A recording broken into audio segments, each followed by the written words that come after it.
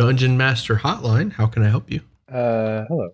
Hey, Um, uh, long time short watcher, first time caller. So thank you for all the stuff that you put out. welcome. Um, Thank you for watching and enjoying.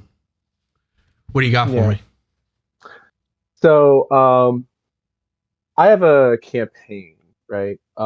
And I'm running sort of box standard Lost Mines of Pandelver stuff with a couple of things My favorite. changed up for my benefit.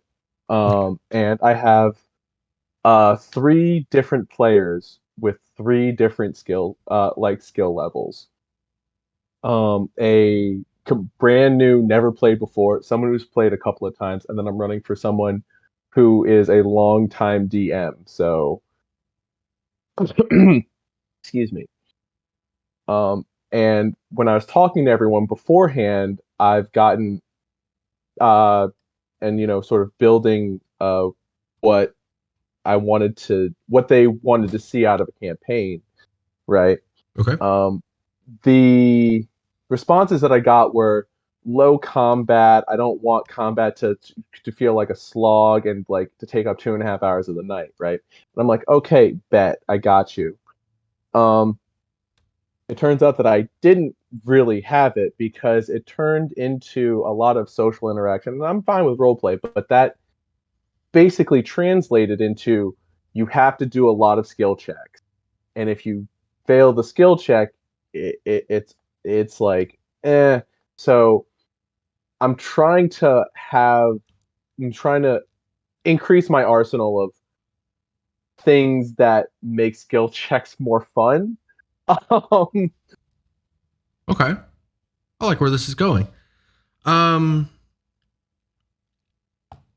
Okay, so they want little to no combat, but they want lots of skill checks, or at least well, that's well, that's the only other thing that I have, but in my arsenal is like either combat or skill checks, which lead to combat.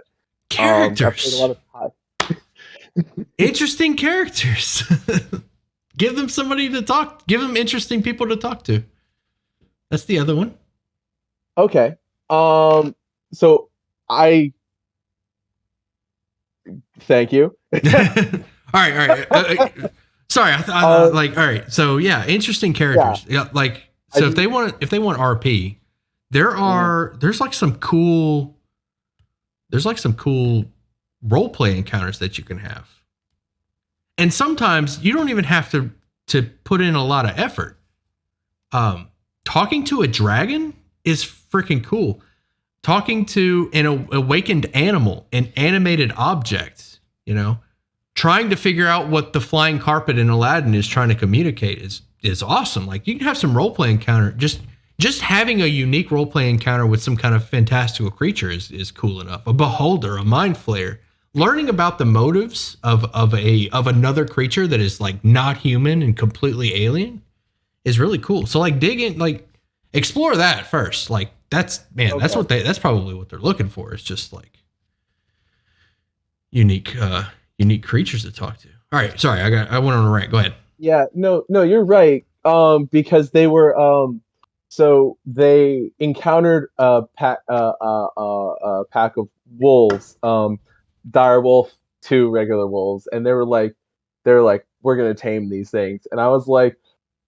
And like everything on the inside of me, I was like, they should be able to tame these things. But they were like, all right, we're gonna feed them, and we're just like, hey, can I get the animal handling check? Oh, can I do this? And I was like, all right, cool, sure, you got it. And then I basically took the Strixhaven model of the friends and foes stuff, the love mini game out of there. I was like, if they pass three skill checks, they will to get this and sort of scale it to what they've put in to try and make the skill check better. It's perfect. I Um, love it. Yeah. to like give them that animal companion that they were Heck looking yeah. for. Heck yeah. Yeah, Um, more of that. More of that. Even a horse or some kind of mount would be cool. If like they find a hippogriff or some kind of flying mount, Pegasus. whatever, depending on their alignment or what they're all about. Finding something like that, and then doing a bunch of skill check challenges, like, oh, this Pegasus is caught in a bunch of thorny vines and is trapped, and there's like a wyvern that's about to come eat it. That could be a role play encounter, or somebody else's, somebody that they can role play with is about to come eat this hippogriff. It could be a role play encounter to save the hippogriff by talking this evil creature out of it. It could be a skill check to free this hippogriff, and then it could be a role play encounter with the hippogriff itself to be a new pet. So you kind of like touched on that with the wolf. So yeah, that could be huge. Okay. All right. I actually do think that's very helpful. I'm gonna sort of try and tool this more Monster Hunter-esque style of game, because I think that might be what they're looking for. Yeah, give them cool stuff to talk to. Gotcha. Give them cool stuff. So yeah, skill checks, role play. What was the other thing that you said? They were just because let me try that again. So I my thing was I was having problems just coming up with ideas to make non-combat fun, because I got combat for days. I know exactly what to do to like make combat fun and interesting. At least I think I do. But when it came to like the non-combat social aspect stuff, I always feel a little floundery, because even if I write an NPC like a birth to death, like with like have a spreadsheet for their entire personality, Mm-hmm. I always feel that in my um interactions with my players, it falls flat, or I'm not able to communicate the characters' intentions well enough and like signal what they want with, you know, as the NPC, to give them, a better experience. Okay. Yeah. Like that just comes with practice. Like you got really good at building encounters and coming up with combat encounters over time. You kind of experience the same thing with role play encounters. Just over time, you'll get better at it. Like kind of getting their motivations. What I like to do is I like to, especially when I'm running modules and I'm like looking through the pictures of the NPCs. If I see a picture of an NPC and like it basically, like my mind goes straight to like a movie or a TV show. Like a character that looks like the character that I'm looking at, and then I immediately just assign that character's personality. I even like try to do the voice of the character poorly, but I mean, even an accent done, or even a voice done poorly can be a voice of its own. So that could be one way to do it. Is just kind of like tie these characters. So whatever anime or TV show or movie you're watching, or you happen to watch this week, you can be like, oh, that was a really cool character. I'm just going to assign that character's personality directly to the next NPC the party's talked to, same motivations and everything. And you can make slight alterations or misinterpret however you see fit. And then boom, you've got like a. Okay. That sounds good. I think I have a better direction in where to take the at least the bar crawl that they're about to go through.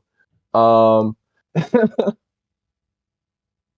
Yeah. And the other thing is just unique roleplay encounters can sometimes carry themselves. mm-hmm. Talking to some big awakened predator, like a big apex, like a megalodon. Like the party's in the ocean, and then like a megalodon swims up and it's awakened, and the party has to like negotiate with it, like, please don't eat us, kind of thing. That could be really cool. Mm-hmm. That alone would be like, hey, I'm just a shark looking for a meal, and you guys just happen to be here. You don't really have to convey much past that. It's a big shark. It's like, remember Bruce from Finding Nemo, like something like that. Oh yeah. Okay. Yeah. That's fair and true.